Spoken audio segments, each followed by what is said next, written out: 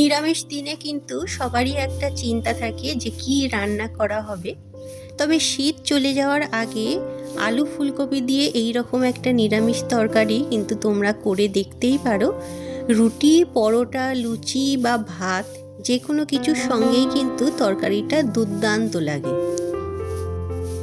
নমস্কার বন্ধুরা, আশা করি তোমরা সবাই খুব ভালো আছো। আমিও খুব ভালো আছি। সম্পাস লাইফস্টাইলের আরও একটা নতুন ভিডিওতে তোমাদের সবাইকে স্বাগত। আর আজ হলো সোমবার। তোমরা যারা আমার ভিডিও প্রথম থেকেই দেখো তোমরা অনেকেই নিশ্চয়ই জানো যে সোমবার আমি কোনো আমিষ খাবার খাই না, যদিও বাড়ির সবার জন্য রান্না হয়। তো তাই ভাবছি আজকে ফুলকপি আলু দিয়ে একটা নতুন নিরামিষ তরকারি তোমাদের সঙ্গে শেয়ার করব। তোমরাও কিন্তু করে অবশ্যই দেখতে পারো। আজকে যেহেতু 12ই জানুয়ারি স্বামী বিবেকানন্দের জন্মদিন, তো সবারই মোটামুটি ছুটি, তাই সকালে একটু দেরিতেই উঠেছি আজকে। উঠে প্রথমে এই যে দেখো বাইরে উঠোনটা ঝাড় দিয়ে নিয়েছিলাম, তারপরে বাসি জামা কাপড় সমস্ত কিছু ছেড়ে এখানে চলে এসেছি রান্নাঘরে। ভাতটা বসিয়ে দিয়েছি, আর কিছুটা সুজি বাবির জন্য কাল ভেজে রেখেছিলাম, তো সেটা ঠান্ডা করার জন্য রেখে দিয়েছিলাম রাত্রেবেলা, আর ডিপের মধ্যে ঢালিনি।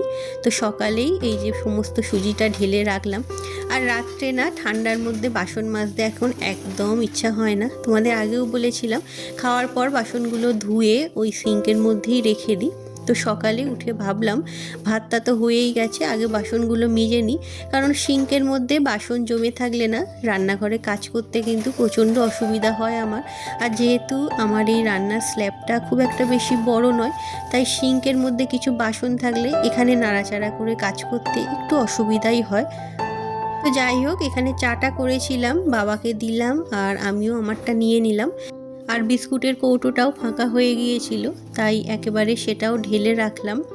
আর ঠান্ডাটা না এখন জানো তো বেশ অনেকটা কিন্তু কমে গেছে। গত 2-3 দিন কিন্তু আর সেইভাবে কাজ করতে খুব একটা অসুবিধা হচ্ছে না। যদিও ভোরবেলা উঠলে হয়তো একটু ঠান্ডা লাগছে, কিন্তু সারাদিন তারপর খুব একটা বেশি অসুবিধা হচ্ছে না। এই রকম ওয়েদার থাকলে কাজ করতে কিন্তু খুব ভালো লাগে। আর কাজ করতে করতেই কিন্তু আমাকে এখানে লাইভ অ্যাটেন্ড করতে হয়, তো ফোনটা আমি এখানেই ওর জন্য রেখে দিই। অন্য ফোন দিয়ে যেহেতু লাইভটা অ্যাটেন্ড করি তাই সুবিধাই হয়। কাজ করতে করতে মাঝে মাঝে কমেন্ট করতে থাকি।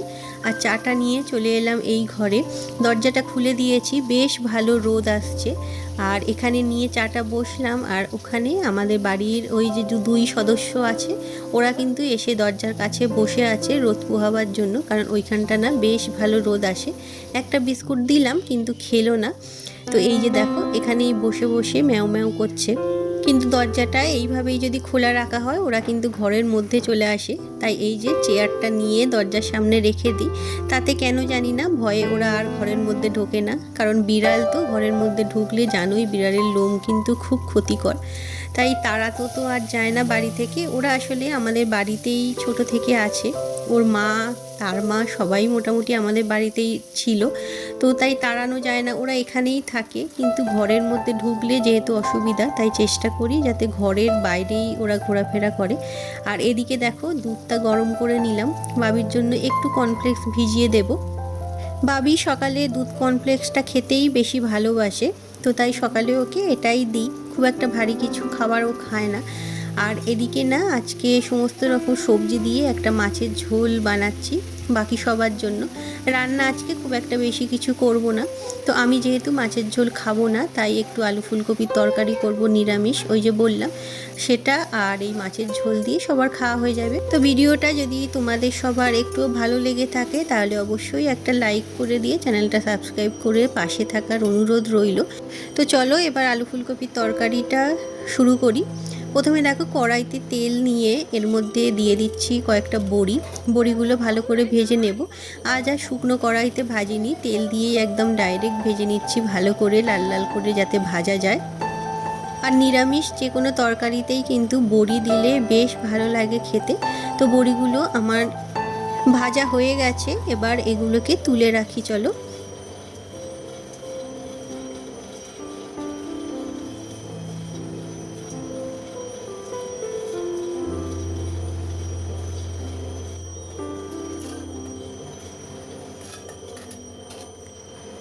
তো কড়াইতে আবার তেল দিয়ে দিয়েছি সামান্য একটু। এবার তার মধ্যে ফুলকপিগুলো ভাজতে দেব। তবে ফুলকপিগুলো কিন্তু আমি একদম ছোট ছোট করে কেটেছি, এই যে ডাঁটাগুলো বাদ দিয়ে একেবারে ছোট ছোট করে কেটে নিয়েছি। ডাঁটাগুলো দেব না, শুধুমাত্র ফুলগুলোই আজকে দেব তরকারিতে। তো সমস্ত ফুলকপি দিয়ে সামান্য একটু হলুদ দিয়ে ভালো করে এটা লাল লাল করে ভেজে নেব।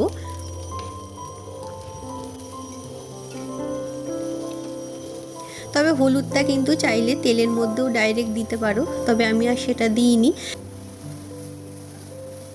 তোমাদের আগেও অনেক ভিডিওতে আমি বলেছিলাম ফুলকপি কিন্তু আমার খুব প্রিয় একটা সবজি। শীতকালের অপেক্ষা করে আমি বসে থাকি শুধুমাত্র ফুলকপি পাওয়া যায় বলে এই সময়। আজকে তরকারিটার মধ্যে 3 রকমের বাটনা আমি ব্যবহার করব। প্রথমে দেখো এখানে নিয়ে নিচ্ছি আদা, আর তারপরে নিয়েছি 2 চামচ মতো জিরে, 1 চামচ ধনে, সবই কিন্তু চা চামচের মাপে নিয়েছি আমি। আর নিয়েছি 2টো কাঁচা লঙ্কা। এটাকে ভালো করে মিহি করে একটা পেস্ট আমি বানিয়ে নেব প্রথমে। এবার আরও একটা দেখো বাটি নিয়েছি, এর মধ্যে নিয়ে নিচ্ছি পোস্ত।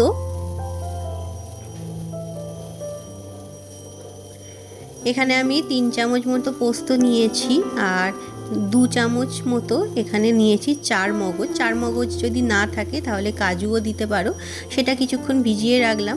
আর এদিকে দেখো ফুলকপি কিন্তু আমার বেশ ভালোভাবে ভাজা হয়ে গেছে, তো সেগুলো নামিয়ে দিয়ে এবার আলুগুলো ভেজে নেব। আলুটা আমি একটু বড় বড় করে কেটেছি। আলুগুলোতেও সামান্য একটু হলুদ দিয়ে বেশ লাল লাল করে ভেজে নেব আমি। এখন না সারা বছরই মোটামুটি সমস্ত কিছু সবজি কিন্তু পাওয়া যায়, তবে যে সিজনের যে সবজি সেটা কিন্তু সেই সময় খেতেই বেশি ভালো লাগে। অফ সিজনের সবজি আমাদের বাড়িতে খুব একটা খাওয়া হয় না, আর আমারও খুব একটা ভালোও লাগে না। তো শীতকালে কিন্তু ফুলকপি, বাঁধাকপি এগুলো খেতে খুবই ভালো লাগে। আর ফুলকপি যেহেতু আমার খুব প্রিয় একটা সবজি, তো শীতকালে বিভিন্ন রকমভাবে এটাকে কিন্তু রান্না করেই থাকি। এখানে দেখো আলুগুলোও ভাজা হয়ে গেছে। এবার দিয়ে দিচ্ছি ফোড়ন। এর মধ্যে দিয়েছি গোটা জিরে, একটা শুকনো লঙ্কা, দিলাম 3টে এলাচ, 4টে লবঙ্গ আর একটা দারচিনি। ব্যাস, আর কিছু লাগবে না। এবার ফোড়নে যা যা দিলাম সব কিছু ভালোভাবে এখানে দেখো আগে ভেজে নিচ্ছি। নিয়ে এবার তেলের মধ্যে দিয়ে দেব 1.5 চামচ মতো হলুদ, তরকারিতে যতটা হলুদ লাগবে ততটাই। আর দিয়ে দিলাম 1 চামচ কাশ্মীরি লঙ্কার গুঁড়ো। গ্যাসের ফ্লেমটা কিন্তু একবারে লো করা আছে, করে এই হলুদ গুঁড়ো আর লঙ্কার গুঁড়ো কিন্তু তেলের সঙ্গে ভালোভাবে মিশিয়ে নিলাম। এবার এর মধ্যে যে আদা, জিরে, ধনে, কাঁচা লঙ্কা বাটাটা রেডি করে রেখেছিলাম সেটা দিয়ে দিলাম। দিয়ে ভালো করে তেলের সঙ্গে মিশিয়ে কিছুক্ষণ রেখে দেব, যতক্ষণ না এই থেকে তেল ছেড়ে আসছে।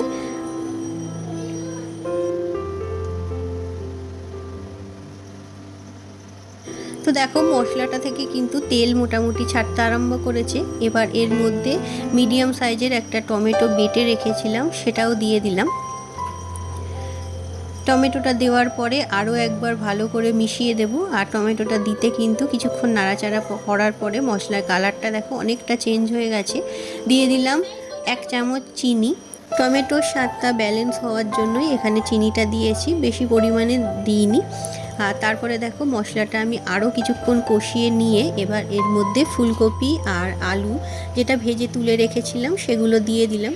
গ্যাসের ফ্লেমটা হাই করে দিয়ে ভালো করে মশলার সঙ্গে আলু আর ফুলকপি সমস্ত কিছু আমি এখানে মিশিয়ে নিচ্ছি।